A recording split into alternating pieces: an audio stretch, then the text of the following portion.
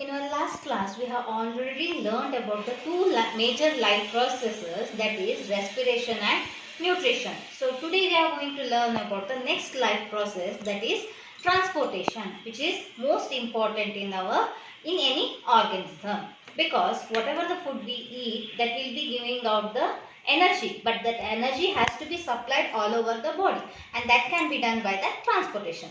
Now the main organ which is helpful in transporting the blood to the all over the body is heart.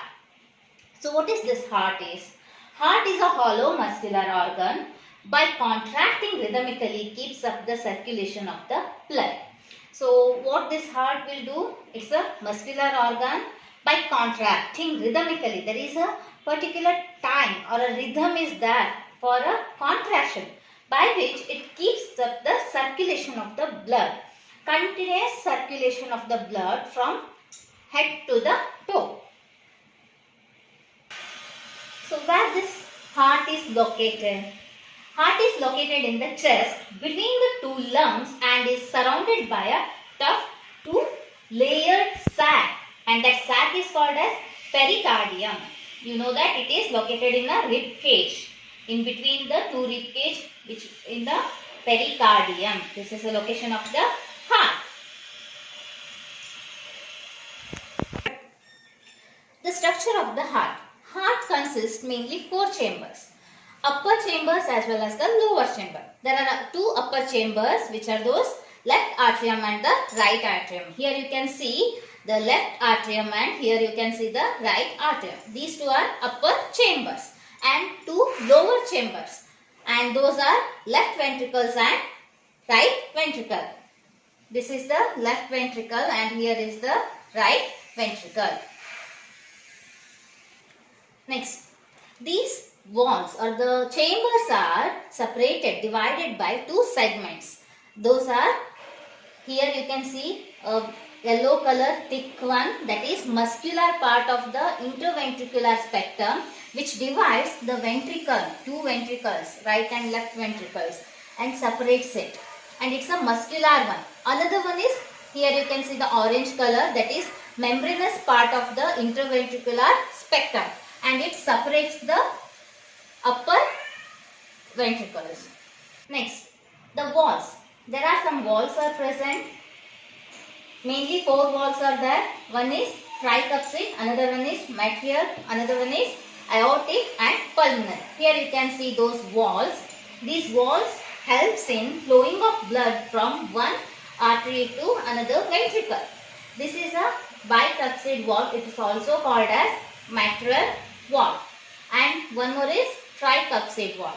This is called tricuspid because it has got three layers like this. Tricuspid. Three ways are there to enter the blood from artery to the ventricle. And here bicuspid is where the two layers will be there to enter the blood from artery to ventricles. Other two are aortic and pulmonary. What this heart will do, the function of the heart. The function of the heart is to pump the blood around the body to keep us alive. So what it will do? The oxygen-rich blood enters the heart, and the heart will pump those oxygen-rich blood to the other part of the body, other organs, other cells. And it also pumps the oxygen-poor blood or deoxygenated blood. All those deoxygenated blood from the other cells, other part of the body will enter the heart, and that blood again pump back to the lungs. So it works like a pump. Heart is a pumping organ in our body. Its function is to pump the blood around the body to keep us alive. Now how it is going to be pumped, the blood, that we are going to study with the help of the animation of the heart.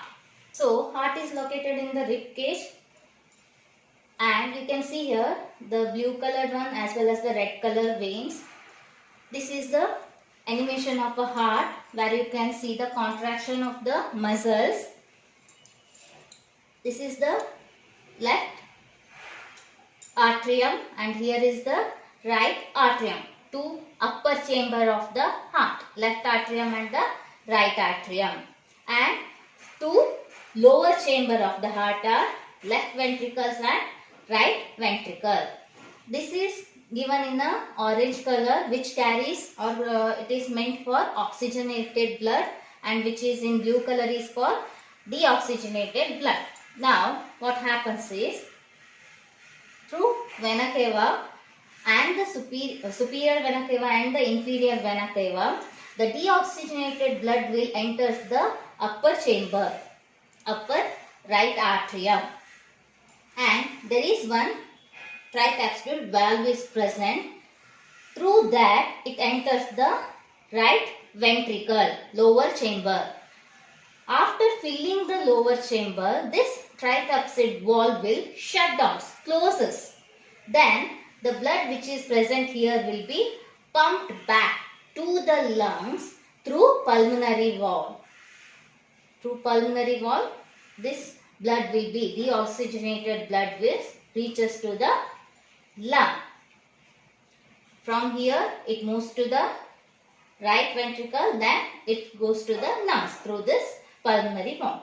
Then again the oxygenated blood from the lungs will enter the heart by pulmonary veins to the upper left artery, left atrium through this pulmonary veins. Then here one bicapsid valve is present that closes when left ventricle fills with the blood, oxygenated blood. After close down of the valve, that is also called as mitral valve, the oxygenated blood will be pumped to aortic valve to the other parts of the body through the aorta. This is the aorta. There are many veins are present, and it will be pumped to the other organs. So other organs, deoxygenated blood will enter the heart, and from here it goes to the left ventricles. Then from here it will be pumped back to the lungs. These veins are connected to lungs. Then from the lungs, oxygenated blood or the oxygen rich blood enters the heart from right atrium. Then it reaches the right ventricles. From the right ventricle, it will be pumped through the aorta to the other organs or the other part of the body. This is how heart works. It just pumps the blood. So next we are going to study about blood vessels and limbs. So blood vessels will be, there are two blood vessels are present. One is artery, another one is vein. And in bloods there are red blood cells, white blood cells, then plasma present in that, and also some of the other particles will be there. So how these are, we'll see. Here this is a vein and red color one is a artery. And the middle one, small branches you can see here is capillaries. The artery, wall of the artery are thick and elastic. These are thick because to resist the pressure exerted by the heart when it pumps the blood through artery, oxygenated one. And this is the veins. These are not having such thick walls because there is no need of control of the pressure. Simply the deoxygenated blood will flow through these veins, and through the capillaries also the deoxygenated blood will enter the vein. From the artery, oxygenated blood will go to the other cells, other organs. From those organs, deoxygenated blood will come through the capillary and reaches the vein. Now, when we will experience any cut and all, there is a flow of blood will take place from our skin. To stop the flow of the blood from our skin, there are some plasma particles present in the blood, and that will help to clot the part, and after some time that will be healed. Not only that, there are some limbs can be seen in the extracellular spaces present between the capillaries. The limbs in the extracellular, these white color ones. How these are formed? When in the small porous of the capillaries, the plasma will escape and reaches the extracellular part, and the limbs will be formed. And limbs does two major works. One is Lymph carries the digested and absorbed the fat from the intestine, and the another one is to drain the excess fluid from extracellular transportation in plants. We have already studied about how the transportation takes place in human beings. Now we will going to study about how the transportation takes place in plants. Now we know that using chlorophyll, plants are going to prepare food in leaves, green part of the plants. And using the roots and all, they are going to suck the water which is needed for their body growth. They are going to take the water from the root. Now from one part to the another part, how these materials are transported, that has been studied under this portion. So there are two things. One is solid thing, another one is liquid thing. Water comes under a liquid transportation. Solid, that for the food prepared by the plants has to be transported from the leaves to the all other parts of the plants. So there are two separate systems that in the plant's body for this process. One is xylem and the another one is phloem. Now, xylem and the phloem, for these two are for the transportation of the water and the food materials in the plant body. Xylem helps in the transportation of water in plants, and phloem helps in the transportation of the food materials in plants. You have already studied in detail about xylem and the phloem in your last class in 9th standard. So how the structure of the xylem is there and the phloem, all these things you have detailed studied in 9th class. Xylem contains some kind of the tubes-like structures which helps them to transport the water from root of the plant to the other parts of the plants. With the help of the suction force,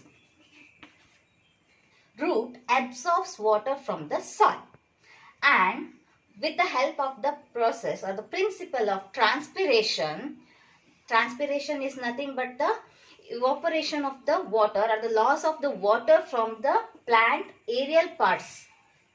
With that force, it helps in the movement of the water from the root to the other part of the plant body. This is a upward direction or a unidirectional way. This process or the water moves in a upward direction, only in a upward direction, not in a both ways.